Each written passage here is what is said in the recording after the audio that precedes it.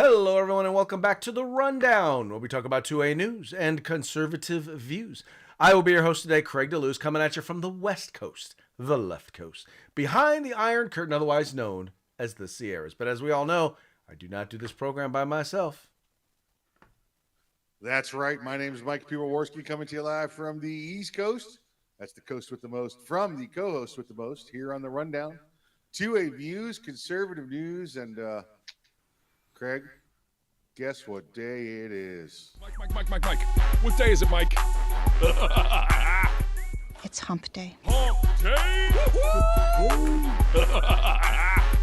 It's hump day. Hump day! That's right, folks. Today is Hump Day. This is the day in which we attempt to begin the weekend, sometimes with success, sometimes not. But as I always like to say, the fun is all in the trying.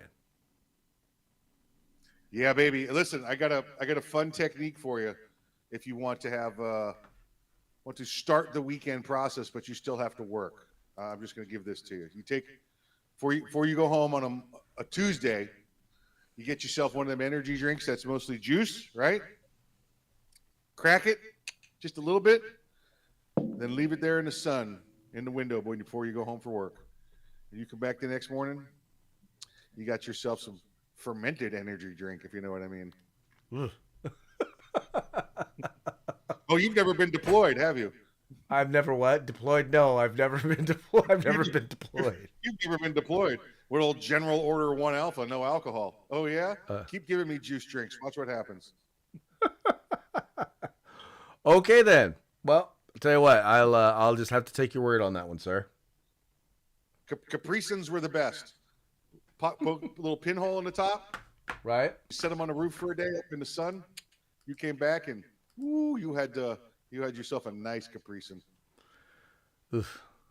For some reason, that just does not sound healthy. Yeah, try not having some for 6 months, then you won't care.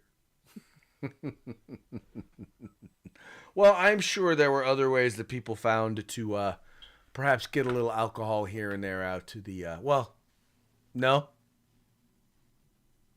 No. Well, no, there you go. Really wasn't any other way. Well, there you could go. have some See, fake now non-alcoholic beer. They would tell you it's the devil's juice, and then they would give you fake alcoholic beer every once in a while, and you're like, "What is this crap?" it's the fake devil juice. I was in the local liquor store, right? One of the big chain ones recently for the holidays. And they had a cart with specials in it. And I saw a bunch of names I recognized. And I grabbed one and I picked it up. And as I picked it up, I'm reading it and I dropped it and just started to wipe my hands like this. And one of the customer service people came over and was like, what's wrong? Is there something wrong? And I'm like, it said non-alcoholic on it. Why would you put that here? And I was just trying to get it off my hands. And she was like, I thought there was like a bug or something on it, sir. You're kind of weird. I was like, well, whatever. So No, that's not good. That's bad practice. Don't do that. They should never do that.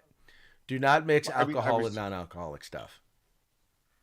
It's unless it's the mixer, but not. There you go. Don't make it look like it's the alcohol, There you go. Unless it's the mixer. I can 100% agree with that one. All right, well, hey, let's go ahead and get into the program, and we will start with a quick shout out to our sponsors. Yeah, let's say hi to Hitman Industries. That's hitmanindustries.net. If you want yourself a nice new AR barrel for your AR rifle, you got to check out these guys. They got pistols, they got rifle lengths, they got all different calibers, and they'll be at the SHOT Show party with us on Monday night as well, Monday the 22nd in Las Vegas. So that's hitmanindustries.net. California Republican Assembly fighting a good fight behind enemy lines. Now you can take part in California's future today. Make sure you check out the California 6th Congressional race while you're there. If you want the best in concealment holsters, tactical holsters on the market, check out Hog Holsters. That's HAWG holsters.com, hogholsters.com. Use the discount code The Rundown, all one word, no spaces, all caps. Get yourself a nice little discount. And if you want some tactical gear, going outdoors, you're going hunting, you're going camping, you're doing whatever you need to be doing, you can get everything except the gun at uscombatgear.com. That's right, folks. As Mike has mentioned, Craig DeLuz, that would be me, running for the 6th Congressional District here in California. Would encourage you, please, help out. I am not a wealthy man, and I do not have deep pockets. I am not bought and paid for by special interests. The only special interest that I answer to is you.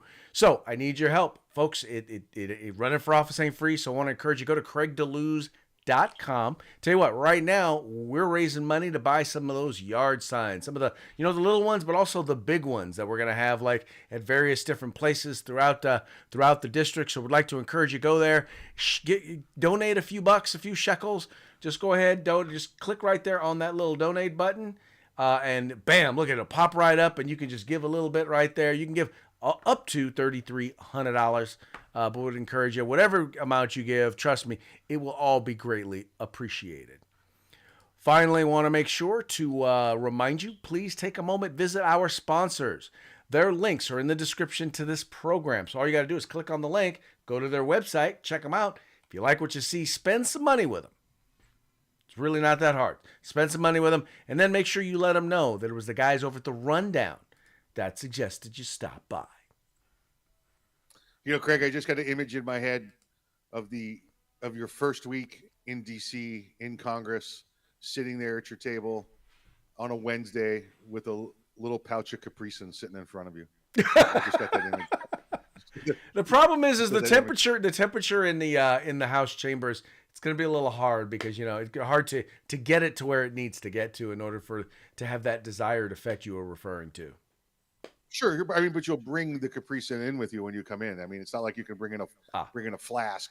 You just, there you go. Oh, this is just my Capri Sun for lunch. It's okay. You think they don't drink in the Capitol building? How cute. well, not on the good side, right? Not on the good side, exactly. Yeah. It's clear the rest of them are drunk. Look, when you consider some of the bills the Democrats propose, that if they're not drinking, they are definitely high. Yeah, absolutely. Yeah. It's Gummy Thursday. Yeah. Not a doubt. All right, let's go ahead and get into today's stories. This first one, man,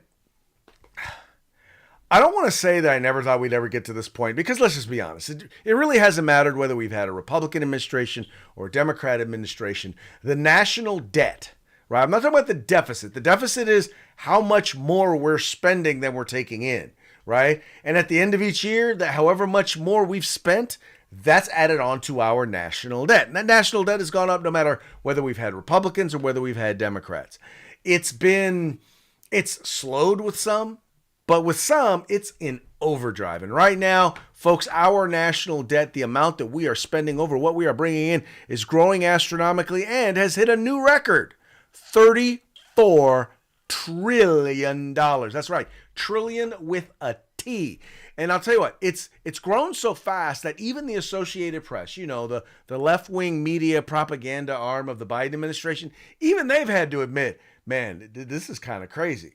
Let me just read a little bit from the story here. It says the federal government's gross national debt surpassed $34 trillion, a record that foreshadows the coming political and economic challenges to improve America's balance sheet in the coming years. The U.S. Treasury Department issued a report Tuesday logging U.S. finances, which have become a source of tension in a politically divided Washington that could possibly see parts of the government shut down without an annual budget in place. Republican lawmakers and the White House agreed last June to a temporary lift of the nation's debt limit, staving off the risk of what could be a historic default. The agreement lasts until January 2025. Here are the answers to questions about the new record national debt. Now, the first thing is, it says, how did the national debt get this? I'm not going to read the whole thing, but I wanted to read this one part to you. It says the national debt eclipsed $34 trillion several years sooner than pre-pandemic projections. The Congressional Budget Office's January 2020 projection had gross federal debt eclipsing $34 trillion in fiscal year 2029. So now, Mike, if there's anything that the Biden administration can take credit for, is, well, they, not only have they hit a new record high, they did it in record time. Yeah, let me give you some little bit of historical numbers, so folks, you can plot this in your brain. When President Reagan was in office, it just about doubled, or just over doubled, and went to about 2 trillion. During Obama's presidency, it went from 10 trillion to 20 trillion. During President Trump, it went from the 20 to about 24, and then the COVID hit, and it went from 24 to 28. It accelerated it there with all of the bailouts trying to keep the country alive. And now from 28 trillion to 34 trillion, so up that 6 trillion in just 3 years.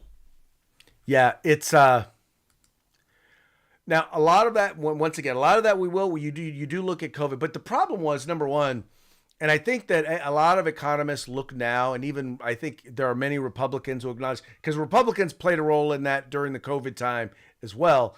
But the big problem largely was they overspent. When you look at the overall scope of the pandemic, quite frankly, we acted as if, in terms of our spending, that every state shut down the way blue states did, or the way blue cities did, instead of just realizing that actually the entire economy did not shut down. Only blue states really shut down. And that really put a kibosh on the. Well, what it did was it put money in people's pockets that they would then turn around and spend. That they also then would turn around and wind up driving up inflation. If you want to know, this is the worst part about all of that spending. It drove up the cost of everything, and it's a national debt. So that's money that basically our children's and our children's children are going to wind up having to pay off. Yeah, let's be clear about that, right, Craig? When the money became available, right, and it's not like they went out and created new funds. We just added to the debt after COVID. All of the blue states jumped on every dollar available they could, to try and send to their states, to their special interest groups, and everybody else. Now, the Republicans did much the same. Do you want to be the guy sitting there going, "Oh, look, there's this pool of money available. I'm going to let all the blue states have it." Thereby, their rates don't raise, their inflation doesn't raise, but ours do. So they right. They get it. It's like they got to bite their tongue and take the money. Mm-hmm. Otherwise, you watch the Democrat states move ahead of you. Well, I'll tell you, there were people out there who looked and they said, "Well, Republicans are hypocrites for taking stimulus money." And I'm like, look, here's the deal.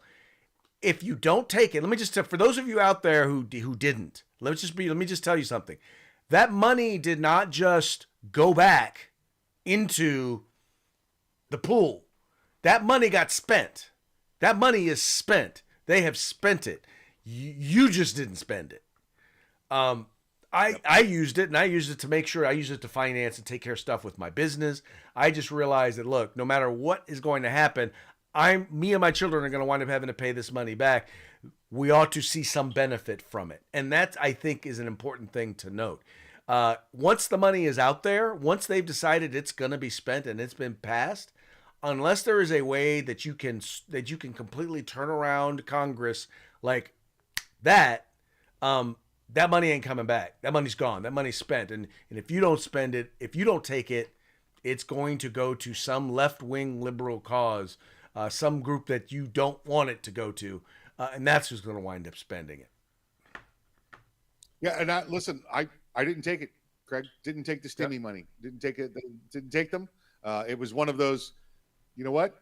I could do this without this. I know this money's going back into the pool for somebody else, but I could do it without this. And I'm just going to work harder. And that's what I did during that period. Just worked harder to make those ends meet. Now, on the flip side, I did take the Florida stimmy money when Governor DeSantis sent out money to first responders when they got additional first responder checks. Mm-hmm. Took that money because that money I felt we'd earned. Right. Well, like I said, I used it to invest in my business, to invest in the stuff that we have here, the stuff that we're able to use to do this program. So stimulus money actually helped get the rundown off. In fact, it's funny. I didn't even stop to think about it. We launched the rundown, literally the month before COVID hit. Yeah. Yeah, absolutely. Yeah, listen, I'm not trying to put anyone down that used the stimmy money. If you needed it, you used it. good for you. It was just one of those things I thought we could do without, and we did. So Yeah. yeah, I didn't take the business bailout stuff either. Was able to tighten those belts and make it work. But Oh yeah, but no, a lot I of my didn't industry was not didn't use affected any of by that. you Didn't know? use any of that either. In fact, what was interesting was because of so much of what I do is digitally related, business actually boomed because a lot of my clients doing stuff online was an afterthought. Yep. Now all of a sudden it couldn't be an afterthought because that was how they needed to be able to communicate with people. So, Exactly right. you know, man, Exactly it's right. just one of those things, though. We have got to find a way to get this debt under control. And the first thing we have to do is first of all, let's try some actual redefining of terms. If you want to actually cut spending, stop saying you're going to cut the projected growth and cut the actual spending. So no more saying you're cutting spending if you're not actually cutting spending. All right. That is key number one. Number two, it's really important for all of us to decide what are our sacred cows and be willing to put those sacred cows on the table and be willing to say, look, you know what is it that we can really do without? And we got, quite frankly, we got to be honest. As politicians, politicians have to be honest with us about what it's going to take to balance the budget. And we have to be willing to accept that reality and not just vote for the guy who tells us, well, I can give you everything and it's going to cost you nothing. Yep. I got 2 3-word phrases. Craig. Go for it. That will turn it around. Are you ready? Drill, baby, drill. That's one. Okay? That's a good one. Making us energy independent again. All right, and finish that wall. Okay. Yeah, there you go. No longer do you have millions and millions of people coming across your border that you have to support every day. Well, and it will do a lot to save the cost of government. I mean, well, one will help not just the cost of government, but our cost, because everything we have is either produced and made utilizing petroleum products, or they are transported to us via utilizing petroleum products, or the energy used to produce them comes from, in one way or another, petroleum products. So it would increase the cost of everything. Generally, by actually enforcing our immigration laws, then you would also decrease the cost of governments. Because as I was noting, I was listening to a story earlier, and they were saying we literally have the population of Seattle coming across our border every month. Every month. And if you've been to Seattle, if you've been to Seattle and seen the people there, I'm not impressed. So. I'm talking about the number of people. Oh, okay, gotcha. Yeah, I'm talking about the number of people. I'm not talking about grunge hipsters. Anyway. American League Baseball. But look, folks, this is be real.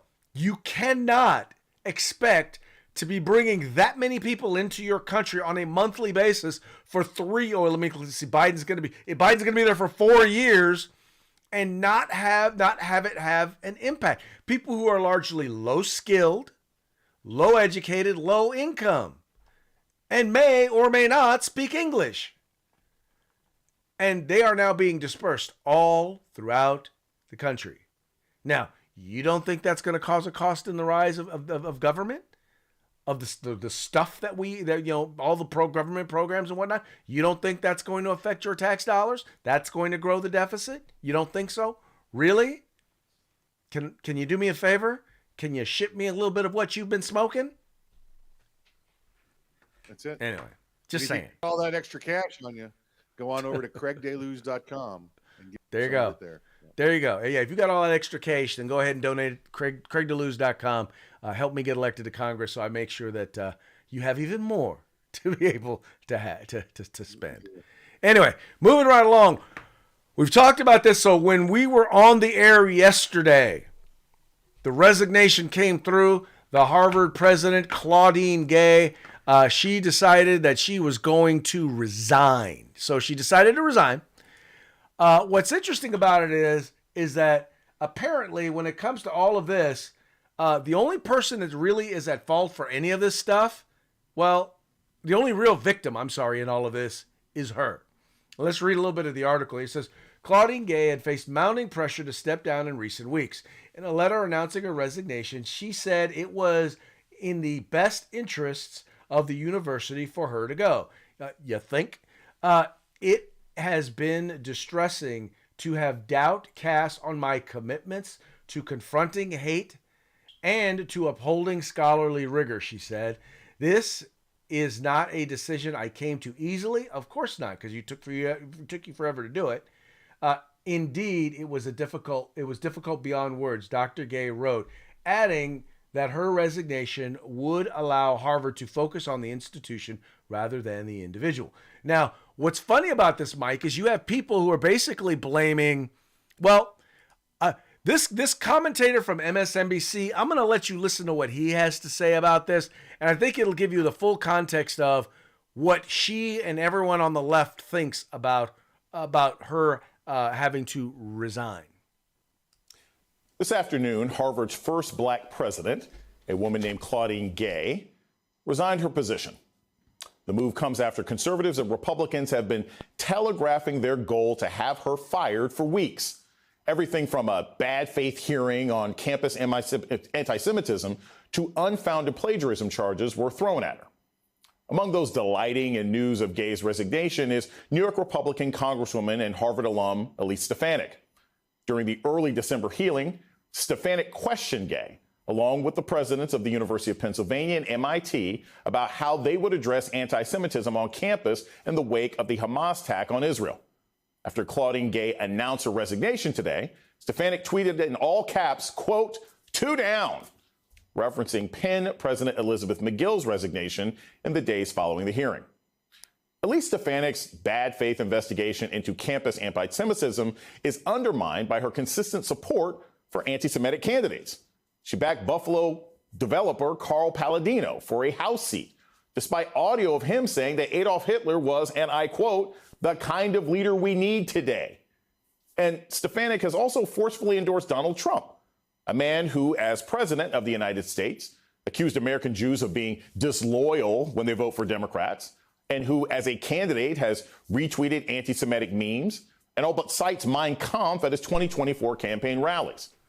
All right. There are so many different problems with this. No, all right, first of all, number one, you notice he didn't quote what her response was when asked the questions, right? He didn't note that she said, well, it's only a violation of our policy depending on the context. I'm sorry. What the heck does that mean? So you're saying that, and I still wish she would have shared with them the context. What's the context in which calling for the extermination of Jews would not be against Harvard's policy? But anyway, he there's the good faith the bad faith investigation. And then I love the way he went after Donald Trump, where basically, now keep in mind, this is the guy who actually moved the capital. I mean, moved our embassy from where it was to Jerusalem, which is what they wanted. I'm sorry. We have had very, very few pro-Jewish or pro-Israel presidents that are more pro-Israel than Donald Trump. And you know me, I try to be pretty balanced on Donald Trump as I can. So for me to say that, I must have seen enough information to believe that to be true. Yeah, remember Donald Trump said that Jews were disloyal for voting for the Democrat Party. His belief was, like much the rest of us, is you're the victims here, but you keep voting for the people that are making you the victim. That's what the disbelief was. And this guy's all over the place, Craig. I'm not sure he knows who he hates from day to day. He just hates different people. He says Claudine Gay's name like she's a LGBT supervillain. Dr. Gay, he kept saying. It was ridiculous. Although, Craig, I do admire her a little bit. She's a woman that's decided, you know what? I'm done with my hair. I'm going to get the number 2 clipper and just that's the end of it. I'm not going to have to worry about it ever again. And I can admire that. I'm all for that. Well, she could have at least got a little bit of a fade or something, line it up a little bit. I mean, that's Other she's priorities got are- like the little other priorities. 1970s mini afro. But what gets me, Mike, is so this guy is he is a university professor at Morgan State. And what gets me is now you see how much information, how many details and facts he left out in order to share his diatribe. Imagine him doing that every single day to students. Now, I will tell you what's great about this. He goes on talking about why are we so focused on the elite universities?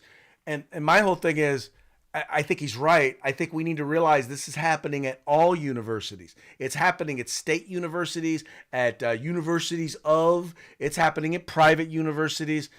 The fact is that these sorts of people are still running. When I say these sorts of people, I mean left-wing cultural Marxists who hate America are still leading universities across the country.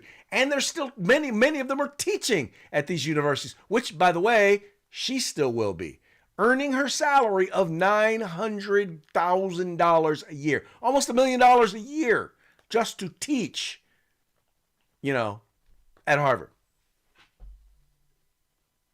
Well, you got to have some compensatory relief, right? They can't just let her, if they let her go or if they fire her, Craig, then they're going to fight her. So $900,000 a year, that's probably what they would spend in litigation fees to fire her. So just let her stay and teach.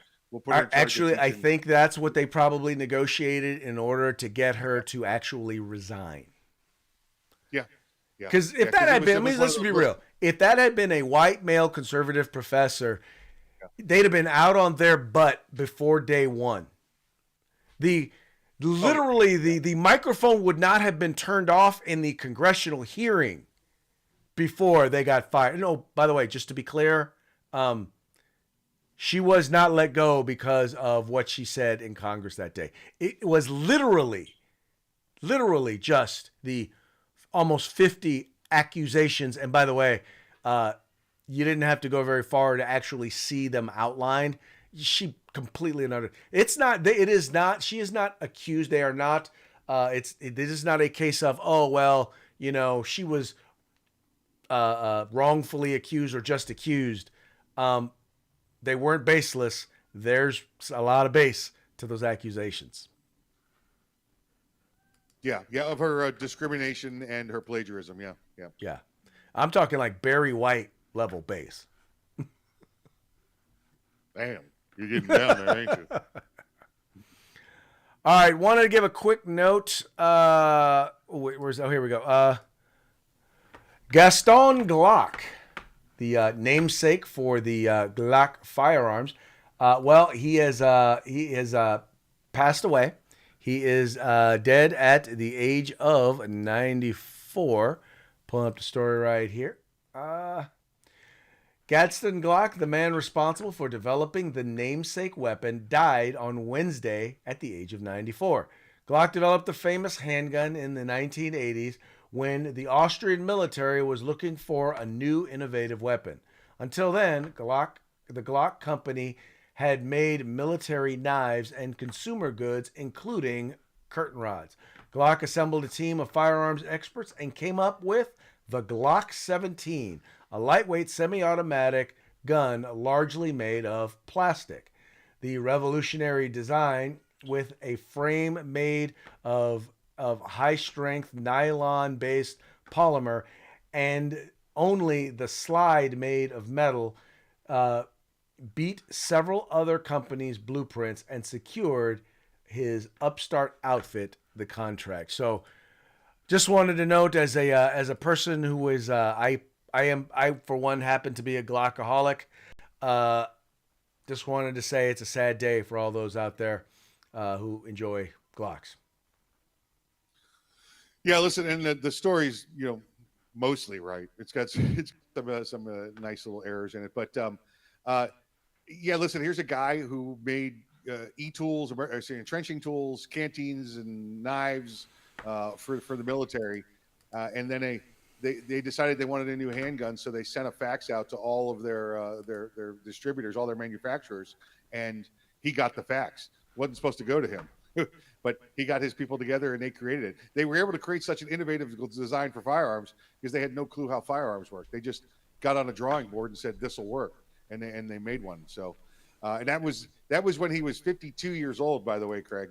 So at 52 is when this guy's $1 billion fortune started. So you and I, we got potential. I'm just saying. We still got a shot, man. We still got a shot. Yeah. I'd love to be a billionaire for 94 years, but I'll take the last 40. I'll take the last 40. I'll take the last 40. Yep. I can handle that. I can handle that. All right. Our last story today, one that, it's kind of, how do I put this? U.S. Boxing okays trans fighters. So U.S. Boxing decided to issue a policy relating to, basically male fighters fighting females. Now, in their policy, what they do say, the only thing that I will give them credit for is at least they require them to be post-surgical, meaning, you got to be fully committed. You're not just some dude trying to be a female box, trying to be beat up on females. You're at least believe you are really trans. You either truly believe you are transsexual, transgender, or you're committed to the lie. We'll put it that way. But they actually put in place a number of requirements relating to testosterone levels, as well as having to be post surgical. My issue still once again is, it's not just about hormones. It's not just about hormone levels or testosterone levels. If you have gone through puberty as a male, you have significant benefits, advantages over an individual who went through puberty as a female, and there's just no doubt about that. Just being male, just because you remove the hood ornament doesn't mean that you are no longer physically a male. You just have to pee sitting down. I'm going to leave part of that alone. Like Craig, if they're willing to commit to the whole banana-ectomy to get to go box, I guess let them go get pummeled a little bit. But it's science, folks. It's what Craig is saying. If you go through puberty as a male, your bone density is stronger, your muscle density is thicker, and it's going to stay with you for the rest of your life, even after you have the old junkectomy there. So. I like in the photo though. There's that woman standing there next to her in disgust, like, I've been working out my whole life and can't look like that. Why are you going to be like that in front of me? Yeah, it once again, I think there's no room for debate in terms of whether or not they have advantages over boxers who are born women. The real issue that I have here is, now we're talking an issue of danger. This is a combat sport, right? This is basically someone who used to be a man punching a woman in the face, seeking to do harm, to knock that individual unconscious, and, by the way, having the ability to do so. I heard someone commenting earlier, and they said, you've heard instances of people basically the one punch knockouts. Have you ever noticed that you've never heard of a woman knocking someone out in one punch? Yeah, it's true. You don't hear that. That's very true. Let alone a woman knocking out another woman in one punch. Now, what do you think the likelihood of that starting to happen in boxing once you start having more, once again, transgender women competing against women? Is that the definitive term? Once the procedure's complete, that's when they're transgender, or is? Well, no, right? You're transgender. All you have to do is say you are. If you say you're a woman, and that's the argument. So they say, well, like they're thinking transgender women are women, so they just want to say they're a woman. And most of us are like, well, no, you're a transgender woman, meaning you were born a male and you wish to identify as a female or as a woman. Okay. Got it. I don't know if that's any more clear, but I think It's I think I well, that's the understand what point. It's not. what boxing is saying. Boxing is saying until your surgeries are complete, you're not competing, and then your hormone levels are where they should be. You're not competing. So Exactly. they're at least trying to make it a little more of a fair fight. They are attempting to do so. I still think it falls seriously short. I am not a doctor. In particular, I do not specialize in sports medicine, so I don't know what all of the significant differences are. I just know I've heard arguments on both sides, and I find that those who argue that they still have a significant biological advantage, the evidence seems to be more compelling.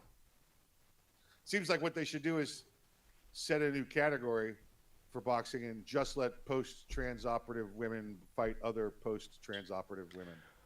Or if a woman wants to compete in that group, they should be allowed to compete in that group. But women should not be forced to compete against formerly biological males. Yeah, I agree with that. Yeah, agreed. So at least then you know what you're getting into, right? Depending on the sport, it would add a real. They then really would be kind of mixed martial arts, but at least then you know what you're getting into and you have a choice, right? That's the way that makes a lot more sense. But even now, then though, there's other sports that are not combat sports, but they're still physical contact sports. Like there's there's basketball.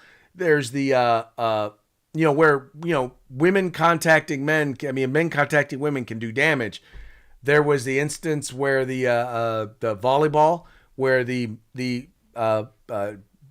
biological male spiked the ball, hit a girl in the face, and she still has mental deficits to this day as a result of what happened. So you're saying instead of mixed martial arts, we could have mixed marital parts? Now we're getting into marriage. That's a whole nother discussion. That's a whole can of worms I'm not going to open on this one. Talking about the marital parts. Marital parts. Mixed marital parts. Yeah, okay. Anyway, now's the time for our parting shots, brought to you by Hog Holsters. Go to hogholsters.com. Get your Hog Holster today. Use the discount code The Rundown. All caps, no spaces. Get your Hog Holster today. We're going to go ahead and start off with, our good friend Claudine Gay. Well, she finally explained what actually happened, right?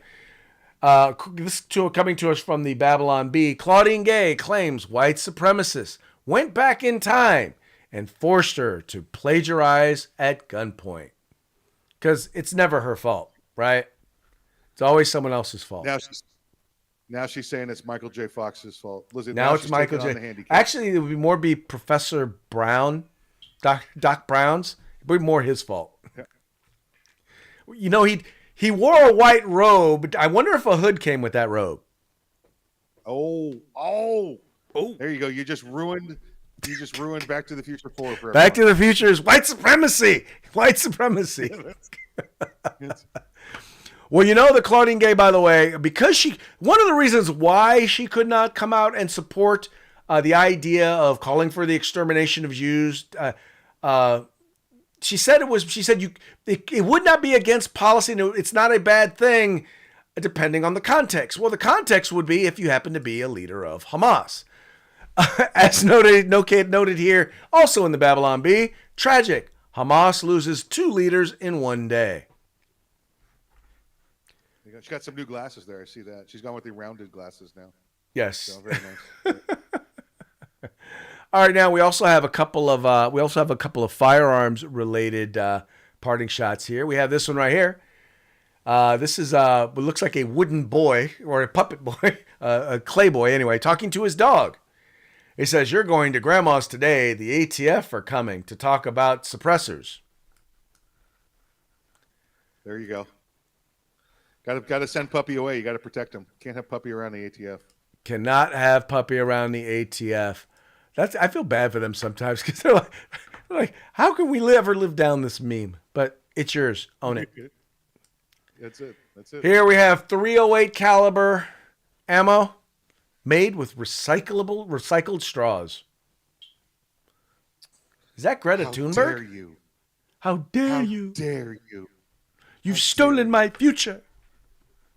How dare- And then Sometimes finally, Craig, I like to leave- Ooh, sorry. I saw this Sometimes one. I Craig, had to like share leave- it. You know, since we saw the Epstein list was being released, Mount Touchmore. You want to point out who has made the who has made the honor of being on Mount Touchmore? Yeah, there's Handsy Joe, right? Let me sniff your hair.